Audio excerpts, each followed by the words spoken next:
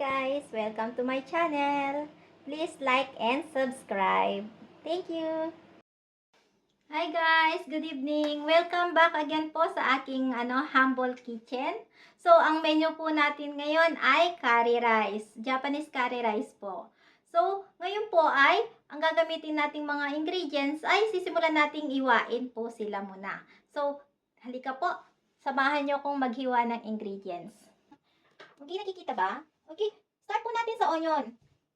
Iwain po natin si onion ng medyo maliliit, manipis na maliit, para madali siyang matunaw mamaya.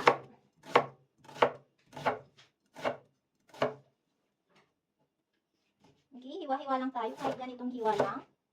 Kasi mamaya, malulusaw din naman sila.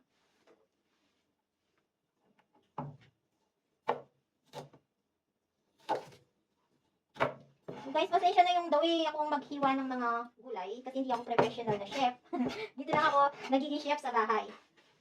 So, mga gagamitin ng onion, marami po sila, malalaki. So, sa curry rice kasi, mas masarap, sa experience namin ha, mas masarap yung curry rice kapag maraming onion. Pero kahit, hindi ba naman, kahit walang onion din naman, walang nilalagay na onion, okay din naman, malasa din naman. Kasi yung Japanese curry na cubes na yun, na gagamitin natin, may lasa na. Kumbaga, siya, very tasty na siya. Pero, sa aming experience, mas malinamnam ang curry rice kapag maraming onion.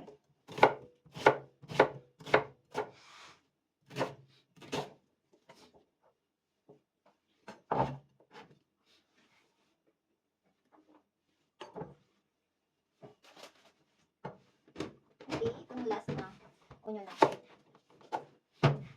May sira sa center yung onion natin. So, alisin lang natin yung sira.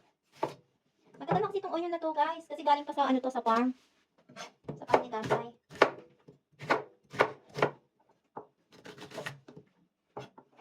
Tira siya, ito siya. So, ang asawa ko naman ay magja-jogging. Umpisa na magja-jogging daw. So, habang nagja-jogging siya, ako naman ay busy sa pagluluto. So, ang baby namin ngayon, nakapagpa-ready na ako, tapos nakapagpatulog na, kaya pwede na akong mag-vlog sa pagkukuko ko. So, guys, ito yung mga natin ha, mga ingredients natin. So, ipiprepare lang natin, iwain. And then, right after that one, mag-umpisa na tayong magluto. Okay. Ganito lang kalaki yung carrots natin. Ganito kalaki, okay lang. Mahilig kami sa carrots, guys. Mahilig kami sa carrots, kaya maraming carrots kami nilalagay. Kasi tonight, curry rice lang yung ulam. So, dapat, dahil walang green leaves vegetable, lagyan natin ng maraming onion at carrots kasama ang mga malalaking potato. Okay?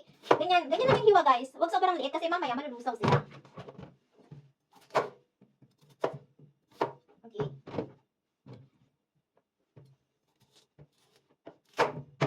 Ay, nahulog. Okay.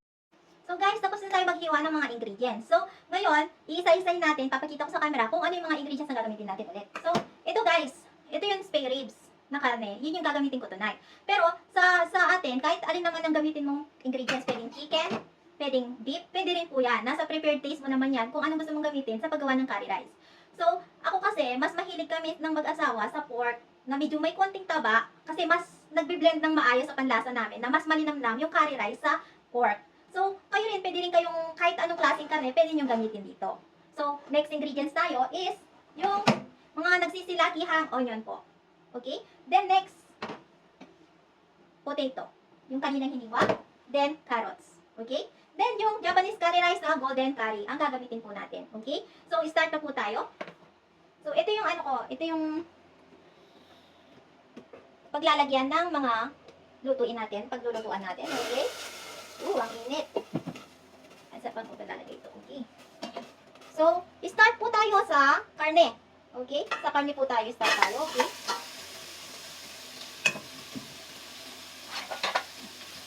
Okay? Sa pagluluto po ng karne sa curry rice, hintayin muna natin mag-brown yung color ng karne. Okay? Hintayin lang natin siya mag-brown ng color. Okay? Bago natin ihalo si onion. Pagluluto po ng curry rice, guys, wala pong ginagamit na mantika. Simula nung magluto ako dito ng curry rice, never pong nakitang magluto ang asawa ko or yung in-laws ko ng with cooking oil. Wala pong ganon. Ewan ko lang sa iba. Pero kasi dito, yung kasing pork natin, malasa na yan. Marami ng fats din yan. So, mamaya, pag napakuluan din yan, mamaya yung sarili niyang taba ay lalabas. Okay?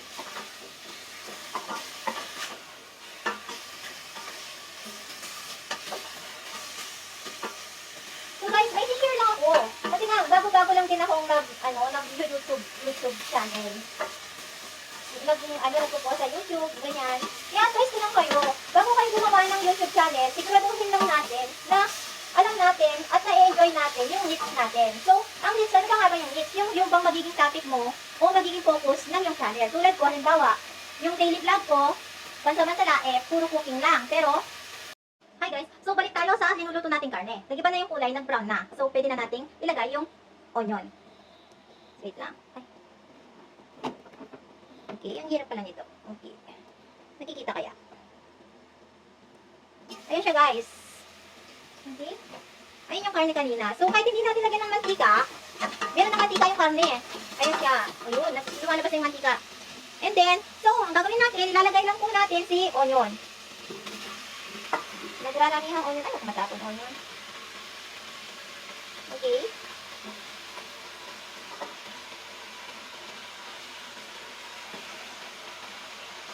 So, onion pa lang, hindi na kasya ang ating gulay. Nag-request kasi ang asawa ko. Gusto kasi niya, maraming onion sa curry rice natin. So, syempre, anong request ng asawa? Siya yung napapagod magtrabaho lagi. So, kailangan dapat masarap yung pagkain na iahahin natin para sa kanya. So, yan. So, lalagyan ko naman konting tubig. Lagyan natin ng konting tubig, konti lang. Okay? Then, low fire ng konti. Para hindi masunog sa ilalim. Tapos, takpan lang natin. Hintayin lang po natin siyang mag-caramelize ng konti. Then, i-mix natin ulit. Okay? Ay guys, wait lang natin po yung yung dinuluto natin na mag-caramelize ng konti, then i-mix ulit natin yung onion natin at saka yung karne. So habang hinihintay natin silang maluto at makulo, kwentuhan muna tayo. So guys, hindi naman sa inyo nilingid sa kaalaman nyo, ako lang din ay baguhan sa pag-YouTube. So, ang main focus ng pag-YouTube ko, yung pagluluto ko talaga. Kasi ito lang yung lagi kong ginagawa at ito yung passion ko, ito yung hilig kong gawin. So, sa mga baguhang tulad ko na gustong mag-YouTube channel po, dapat hilig nyo pong gawin ang ipofocus nyo or magiging team o magiging main topic po ng inyong pag-vlog. So, hindi po siya, kung halimbawa hindi mo siya hilig, huwag mo siyang gagawing niche sa iyong YouTube. Yun po yung opinion ko ha, kasi magsasawa ka. So, tulad ko, hilig ko yung pagluluto. So, never akong magsawa kasi everyday nagluluto po ako ng pagkain para sa asawa ko. So, yun po. And then, aside from cooking, baka next time, if I have time, pag hindi kami busy ni baby, ma-share ko naman yung buhay naming mag-ina, maghapon, and then, pag halimbawa nag-travel kami, hindi kami busy mag-asawa, pwede rin po ako mag-show sa inyo ng mga views, mga sightseeing place dito sa malapit sa amin sa Chiba. So, marami pong mga bundok dito na nagsisigandahan. Ipakikita nyo yung isang latest post ko sa Facebook na view, as in bulubundukin, makikita mo po talaga napakaganda po ng Chiba. Ma-appreciate mo yung pagiging probinsyana ko dito. So, hindi naman din ako galing sa city, galing din ako sa probinsya sa Pilipinas. So, kaya hilig ko din dito kasi gusto ko talaga yung mga mountain side, seaside, hindi masyado kasi hindi ko marunong lumangoy, alam niyo naman. So, yun lang yung ma-advise ko sa mga baguhang mag-YouTube na mami tulad ko, gawin po ang hilig natin. Gawin kung ano yung passion mo, huwag pong gagawa ng YouTube channel na hindi mo passion, okay? So, kasi magsasawa ka, tapos magiging litaw niyan, magiging boring ang iyong channel. So, hanggang sa magsawa ka, hindi ka na makakapagpatuloy sa pagpupost ng iyong mga videos. Kasi na-bored ka na, wala nang ipopost pa. So ako kasi, hilig ko, yan, masaya ako, magpakita sa inyo kung ano yung mga linuluto ko at inahain ko sa asawa ko gabi-gabi. So, yun lang, basta masaya ka sa ginagawa mo, I think it will be worth it naman. So sa mga viewers ko, sana, kung nagustuhan po yung mga videos ko ng pagluluto, please like and subscribe naman po dyan. So, sana, hindi kayo magsawa sa akin sa panonood ng pagluluto. So, and then, kung meron po kayong mga request na pagkain, na gustong ipaluto, or kung gustong pasimplihan yung luto, kung walang ingredients na ganito, kung ano may mga alternative, pwede po kayo mag-chat sa akin at mag-request, pwede ko naman pong gawin yun. So, go back tayo sa linuluto natin, baka masunog.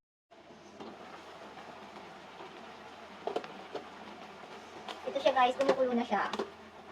Okay? Yan. So, i-mix lang ulit natin hanggang maluto sila ha. I-mix lang natin, tapos takpan ulit. So, kailangan mong i-mix kasi baka naman masunog na sa ilalim naman. So, huwag maging kampante kasi ako yung naranasan ko, laging sunog dati yung luto ko. Okay? So, takpan ulit natin. Then, wait po tayo ng mga ilang minuto ulit hanggang maluto yung karne. Okay? So, hi guys. At ang niluluto natin, siguro it will take 30 minutes para bago maluto ito. So, titingnan ko muna ha. Ayun, kumukulo siya. Sarap. Masarap ng amoy. Masarap talaga yung onion sa niluluto. So, iniba ko yung position ng camera natin para makita niyo naman kung ano ginagawa ko dito. So, habang naghihintay tayo, maghihiwa po ako ng squash. So, wait lang, kunin ko po yung squash dito. Bago pa sila masila. Ano na to? Ngayon, hindi na pwede. Matagal na kasi. Ay, ito. Try natin. Wait lang ha. So guys, ito po siya. Ito, marami pang mga kabocha dito sa bahay. Ay, mga squash. Marami pang mga squash sa bahay. Kaso, habang puno pa yung sa ref, hindi pa mailagay lahat, hintay ko muna. So, itong mga squash na to, gagawin ko, dahil may konting space pa, konting space pa. So, ipoprosen natin sila. Ipoprosen ko sila sa ref para matagal naming makain. So, hindi sila masisira. Kung ilalagay mo sila sa ref, kasi kung halimbawa, hindi ko gagawin ito, masisira yung mga squash. Magsawa sa nakikita yung kabocha. So, mukha ko naman. Ang tingin. Okay, ang hirap mag-vlog. Okay, got natin mamaya to. Okay. Okay, tuloy-tuloy ko nga lang. Wala kasing space dito eh. Okay, so, ito siya. Okay. So, babalitan ko lang siya ng konti. So, next time, tuturuan ko naman kayo kung paano naman yung pagluluto nito sa Japan, yung recipe nila, maliban dun sa lagi nating nakaugalian na lutong bahay na pinakbet, masarap din yun.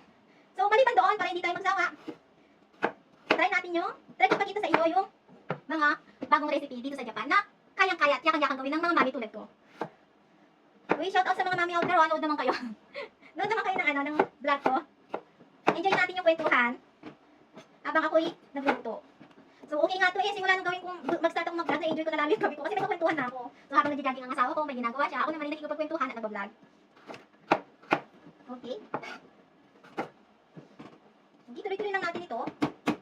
Ito po galing sa bar ng mga in-laws ko. Ay, ang hirap manuhin. Ano ang tawag dito? Galing po sa farm. Halaman po ng aking in-laws, si tatay ng asawa ko. Tatay po ng asawa ko. Yun po yung nagtanim po ng mga gulay. Last time bumisita siya dito, namimiss na yung apo niya.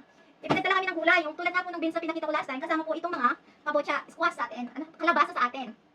So, itong kalabasa sa Japan, natanim ng in-laws ko, ni tatay, malagkit siya, tingnan nyo. Ayan. Ang sarap niya, promise. Para siyang kamote. Ano, di ba merong malabsang squash, malabsa? Pero ito, sticky siya. Ang sarap niya sa salad, at saka sa, ang tawag dito, doon sa lutuin nila, parang side dish din. Side dish siya, napakasarap. Next time, try ko sa inyo, papakita ko. Hindi kayo magalala, marami pa tayong mga squash na nalulutuin. So, aral pa ako ng maraming recipe para sa inyo. Hindi siya na marami akong kwento. Marami akong sinasabi habang naghihiwa. Kanya naman ako, yung mga mami out there, naiinip ako sa bahay eh. Huwag kayo ng vlog ko, chat nyo ako, mapagkwentuhan natin ng mga buhay-buhay dyan. Yeah, okay. Okay. Ito kasi maliit siya, pinakaliit ito sa naibigisan, pero masarap. Masarap sila. Nahihirapan akong maghiwa-hiwa. Alam niyo ba, na-appreciate ko yung mga in-laws ko, yung mga napagulang ng asawa ko. Sobrang bait nila. Never akong yung nahihirapang magsama sa kanila, mabait. So, kahit naman yung asawa ko, mabait naman din naman. Sabi, ako lang talaga yung may pagkamasungit. Masungit talaga. Maldita. Kapagpangan. Okay. Kamusta kaya ito niluluto natin? Okay, pakulong pa natin ng konti. Mamaya pa ba? Luluto. Okay? Hiwa-hiwa muna ako. Hopefully, sana yung mga subscribers ko dumami. Hindi, mag-live na lang tayo para hindi na ako mag-edit-edit. So, pag nag-live, pwede kayong mag-join. On the spot, kwentuhan tayo. Hindi tulad dito i-record pa. Tapos kung gusto sumagot, sasagot na lang. So, sana sa online kasi diretso makakapagpausap tayo. Makikita yung mga comments. Pero ang hirap pala mag-vlog, no? Effort pa talaga. Dapat nakapostura. Tingnan nyo naman ako. Dapat lagi pretty. Kahit wala nang ikaka-pretty kasi pagod maghapon sa baby. Nakita nyo na ba yung baby ko, guys? Hindi pa Next time papakita ko sa inyo. Ang gwapo. Hindi masyadong maniwala syempre nanay eh. Pag nanay talaga, gwapo ang baby. Kahit sinong nanay eh, sasabihin ng anak ko ay gwapo. Yung anak ko malaging mata pero walang nakuha sa akin. Ang gwapo, nakuha lahat na kay tatay niya. Sa tatay niya. Mapogi nagkapampangan. Okay, dito tayo. So guys, ang buhay ko dito sa Japan, simple lang po, hindi po kami mayaman. So, lang kami nagpaptrabaho lang din kami. Pero okay lang, huwag kayong ibig sabihin appreciate po natin yung kung anong meron tayo. Alam niyo ba, bago dumating sa buhay ko na to, mas mahirap pa po ang dinaanan ko. Kaya sana, sa mga nahirapan dyan na mami tulad ko, never give up po kayo. Kasi don't give up. Habang may buhay, may pag-asa. Sana magsilbi akong inspiration nyo. Kung alam niyo lang yung dinaanan ko noong nalipas na 10 taong bago ko marating itong buhay na to. Siguro maiiyak kayo. Parang MMK lang ang buhay ko. MMK talaga din. Never stop, yung making your life better. So, continuous lang tayong magpaganda ng buhay natin. Simple lang gamitan. Dati nagkubo-kubo pa sa Pampanga, kasama si Lola, yan. Namimiss ko tuloy sila. Namimiss ko si Lola at Lolo ko. Ay, nagiyak tuloy ako, ano ba yan? Namimiss ko sila, pagkaiyakin ko lumilitaw sa camera. E di, dagdal ko, no? So, ito na siya, guys. So, pansamantala, ito po muna ang ating i-preserve. So, after po mabadlawan, then ilalagay natin sa ziplock para ma-preserve na sila. Okay? Magawa ko lang. Okay, edit ko na lang. Ay. Dali lang. So guys, ito yung mga nabalawan ko na. Nabalawan ko na sila. So ilalagay lang natin siya sa ref para anytime pag gusto natin silang kainin, pwede na. So next time may mga natitira pa, gagawin din natin, same routine lang naman ang gagawin para hindi ko sila masira. So maybe bukas may time na ako at may space na dito, maluto na, aside from maluto, ma-preserve sila ng maayos. Para hindi matapon. Sayang naman yung effort ng in-laws ko ha. Sayang yung ang init-init, kaya nga na yun ang panahon dito sa Japan, maximum 39.9 yata, uabot ng 40 degree ngayon. Actually, hindi pa summer yun ha. Ano pa lang yun, spring pa lang, going to rainy season. So, ngayon talagang pinakamainit sa ngayong taon, compare last year. So, check na natin yung mga linuluto natin. Ito siya, uy.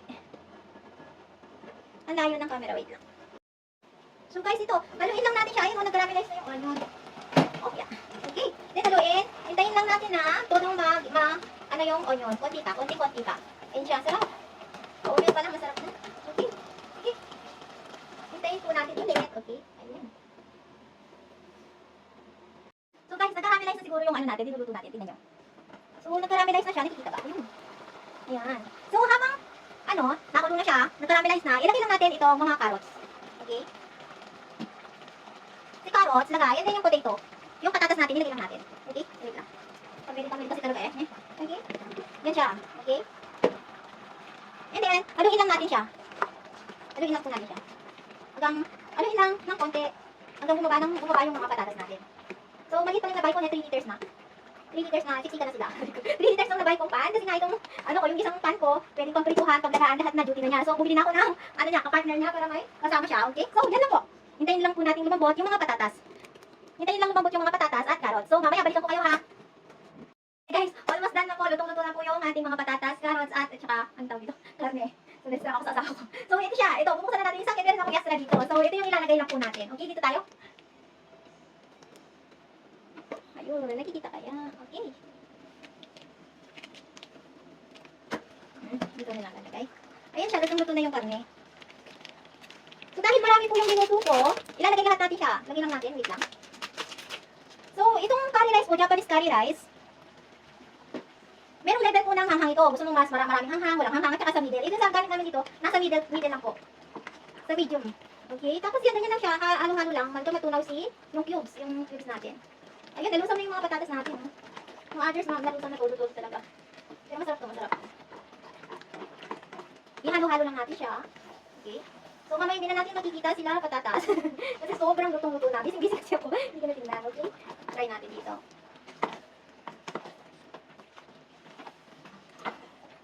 So, guys, pag ganito ka-sticky, kung gusto mo lagyan ng water, pwede po siya.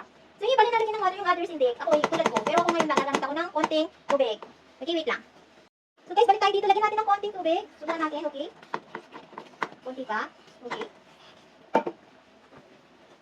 Paborito natin mag-asawa to, guys. Itong Japanese curry rice. Although yung Japanese curry rice, yung curry, nanggaling daw sa India talaga. So ito, version siya ng Japanese curry. Version siya ng mga Hapon na curry rice. Curry, masarap siya. Hindi tulad dun sa atin naman, sa Pilipinas naman, powder na curry powder, tapos lalagyan natin ng gata, diba? So ito, hindi cubes na siya. As in talagang, ilalagay mo na lang siya sa karne, gulay, yung mga pinagsama-sama. Yun, i-mix lang natin. Ganyan siya. Ganyan yung itsura niya, okay? Yun. Ganyan siya. So hintayin lang natin siya maluto. So guys, tapos na tayo. Tapos na akong magluto. So right after natin ma-mix po yung curry rice, tapos linagyan natin ng water, wait tayo ng 5 minutes. So right after noon, ng 5 minutes, luto na po yun. Then i-check lang natin. Right after na-check ko na, ito siya, ang kinalabasan. Okay, Japanese curry rice po. Sana magustuhan nyo. So pwede nyo siyang iyain din sa mga bata kasi manamis-namis yung lasa niya. I think yung mga bata sa Pilipinas, kahit saan pa, gustong-gusto po nila yung mga may malalasang pagkain tulad nito. Ito, maraming sarsa. Tulad natin sa Pilipinas, mahilig tayo sa sarsa, di ba? Tulad ng kaldereta, menudo, yung mga may sarsa yan. So, I think this Japanese curry rice, they will like it. So, guys, try nyo kung nagustuhan nyo po yung vlog ko today. And then, kung nagustuhan din po ang pakipagpintuhan sa akin at pagpatunood sa akin kung paano ako magluto dito sa Japan, please like and subscribe po. Thank you po. Good evening. Mata, ashita. See you tomorrow. Bye!